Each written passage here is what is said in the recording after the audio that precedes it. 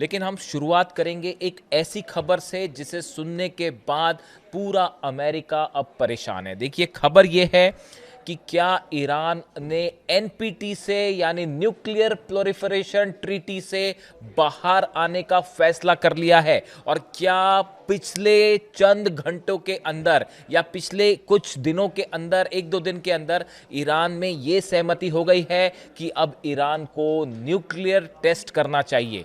देखिए, ये बेहद अहम खबर है। आपने कई बार देखा होगा इस तरह की खबरें आई कि ईरान न्यूक्लियर परीक्षण करने वाला है या एटमी परीक्षण हो गया, इस तरह की तमाम खबरें आई। लेकिन ये पहला मौका है जब ईरान के एक प्रवक्ता की तरफ से एक बेहद गंभीर स्टेटमेंट दिया गया है। देखिए, खतम अल अंबिया के प्रवक्ता इब्राहिम जुल्फिकारी का दावा है कि ईरान ने सभी अंतर्राष्ट्रीय समझौतों से हटने का जो है फैसला कर लिया है, खास तौर पर जो न्यूक्लियर समझौते थे। क्या इस बयान का यह मतलब है कि अब एनपीटी यानी नॉन प्रोलिफरेशन ट्रीटी जो है, इससे बाहर, परमाणु अप्रसार संधि से बाहर होने का फैसला कर लिया है ईरान ने? देखिए, इसके साथ ही यह भी कहा है ईरान ने कि हम किसी भी परमाणु मुद्दे पर कोई बात ही नहीं करेंगे। यानी वो यूरेनियम पे बातें और जो तमाम बातें आ रही थी, अब ईरान ने फैसला कर लिया है कि अब न्यूक्लियर पॉलिसी पर, यूरेनियम पर किसी तरह की कोई बातचीत होगी ही नहीं। देखिए, ईरान की सेना ने कह दिया कि जो ईरान की जनता चाहती है, अब उसी के हिसाब से ईरान में हर फैसला होगा। अगर जनता चाहेगी जंग तो जंग, जनता कहां चाहती है टारगेट करे ईरान, वहां पे मिसाइल्स दागी जाएगी। फैसला जनता के हाथ में है। और जो खबरें ईरान से आ रही हैं, ईरान की जनता का मन शायद अब ये कह रहा है कि अब फौरन एटमी टेस्ट किया जाए। देखिए, ईरान की तरफ से कहा गया है, जो प्रवक्ता है इब्राहिम जुल्फिकारी की तरफ से कहा गया है कि न्यूक्लियर बॉम्ब बनाना या ना बनाना या एटमी जो पॉलिसी है, ये हमारा सॉवरेन राइट है, हमारा संप्रभु अधिकार है। इसमें अमेरिका कोई नहीं होता है बताने वाला कि हमें क्या करना है।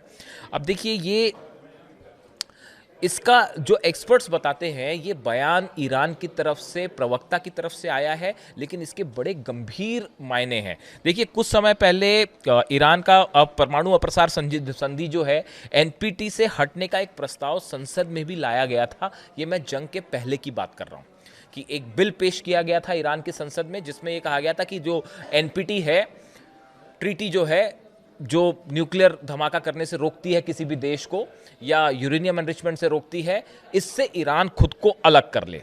ईरानी सांसद मलेक शरियाती ने कहा था कि इस प्रस्ताव में देश की परमाणु नीति में महत्वपूर्ण बदलाव शामिल है। इसमें एनपीटी से बाहर निकलना, परमाणु समझौते के तहत ईरान की प्रतिबद्धताओं को नियंत्रित करने वाले कानूनों को रद्द करना और सहयोगी देशों के साथ मिलकर शांतिपूर्ण परमाणु तकनीक विकसित करना भी शामिल है।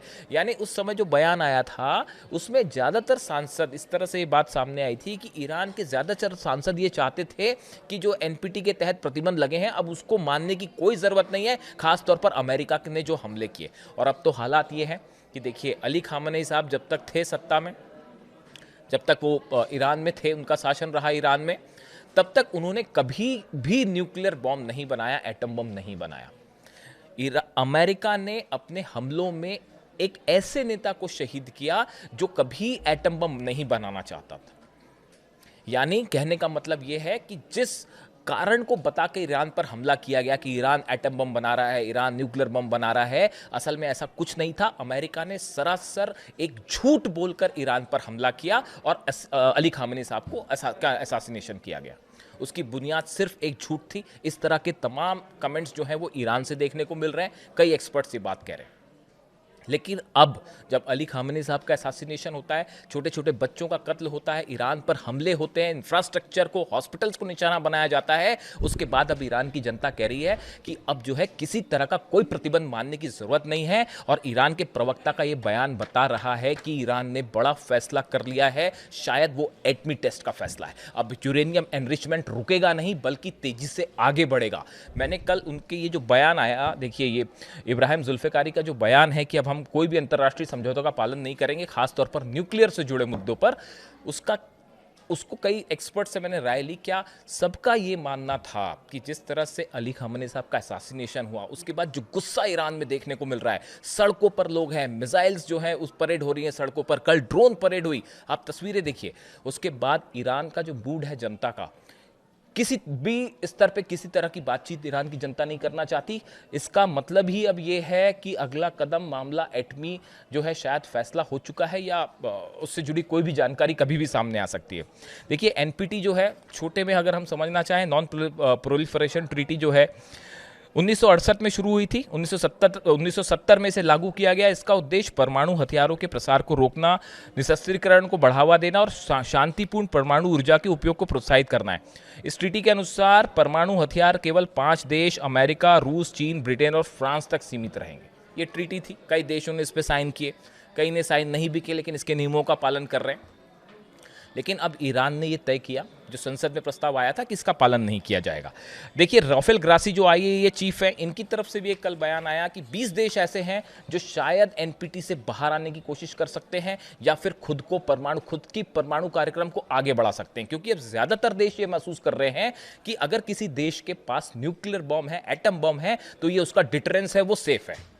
अगर आपके पास एटम बम नहीं है तो अमेरिका आपको निशाना बना सकता है, चाहे वो कोई भी देश क्यों ना हो। चाहे कभी कहते हैं क्यूबा पर हमला हो जाएगा, कभी कहते हैं ग्रीनलैंड पर हमला हो जाएगा, कभी वेनेजुएला पर हमला कर दिया, कभी ईरान पर हमला कर दिया। ये प्रोसेस रोकने के लिए हर देश के पास अपना डिटरेंट होना जरूरी है, जैसा कि नॉर्थ कोरिया के पास है। नॉर्थ कोरिया पे आप हमला करके दिखाइए, नतीजा क्या होगा सब जानते हैं।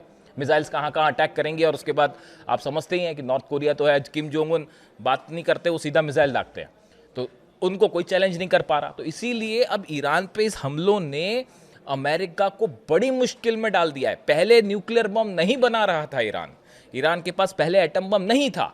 जो नहीं बना रहा था आपने उनको शहीद कर दिया। अब उसके बाद जो अब नई रिजीम आई है, अब वो गुस्सा देख रही है, जो कि अमेरिका के लिए एग्जिस्टेंशियल थ्रेट बन सकता है। और हो सकता है कि इसी को बहाना बना के अगर हमला भी करे तो ईरान की जनता उसके लिए तैयार है कि जो हमला करना करिए, हम तैयार हैं। अब देखिए इसके अलावा जो खबरें हैं, एक तो ये बहुत ही बड़ी खबर है, अगर ईरान में इस तरह का कोई फैसला हो गया है तो शायद जल्दी ही इसका कुछ अनाउंसमेंट हो जाए या फिर शायद धमाके के साथ ही अनाउंसमेंट हो जाए, कुछ भी हो सकता है। तो ये एक बड़ा डेवलपमेंट।